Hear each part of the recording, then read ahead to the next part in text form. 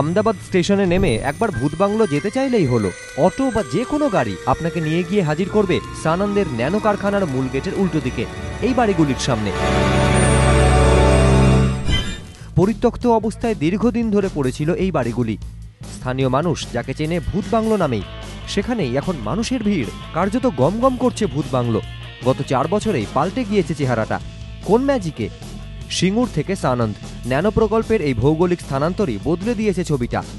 2008-এর গোড়ায় সিঙ্গুর থেকে ন্যানো প্রকল্পের বিদায়, আর ন্যানো প্রকল্পের হাত ধরেই চমকপ্রদ উত্থান সানন্দের।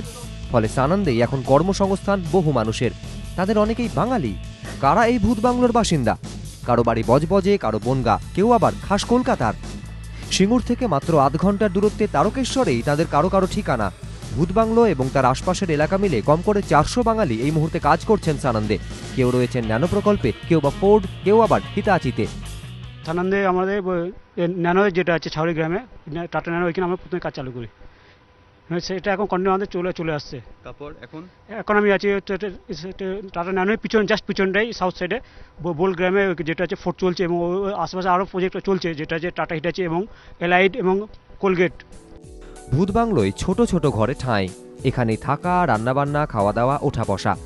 বাংলোর উল্টো দিকে কেউ বা ঠিকা শ্রমিকের কাজ করছেন, কেউ বা সুপারভাইজারের ভূমিকায়। এক একজনের গড়ে রোজগার মাসে 3,500 থেকে শুরু করে 15 থেকে 18,000 টাকা পর্যন্ত। অথচ এই কারখানা সিঙ্গুরে হলে আধ ঘন্টাতেই পৌঁছে যেতে পারতেন কর্মস্থলে। কিন্তু কাজের আশায় সব ছেড়ে চলে আসতে হয়েছে প্রায় 2300 কিলোমিটার দূরে। আক্ষেপ তারকেশ্বরের বাসিন্দা রবীন মণ্ডলের।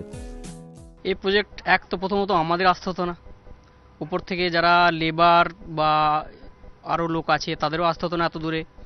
পরিবার ছেড়ে, বাবা মাকে ছেড়ে বা ফ্যামিলি, বউ বাচ্চা ছেড়ে আসতে হতো না। উপর থেকে আমাদের যারা ওখানকার শিক্ষিত ছেলে, যারা টেকনিক্যাল ছেলে, তারা কাজ পেতো ওখানেই, তাদেরও বাইরে আসতে হতো না। আর উপর থেকে আরও অনেক কর্মসংস্থান আসতো টাটা ন্যানোর পাশাপাশি, যেমন এখানে অনেক রকম প্রজেক্ট এসছে তার পাশাপাশি, তো সেটা আমাদের ওখানেও হতে পারতো। তো তার ফলে আরও লোক কিছু চাকরি পেত, কাজের কর্মসংস্থান হতো।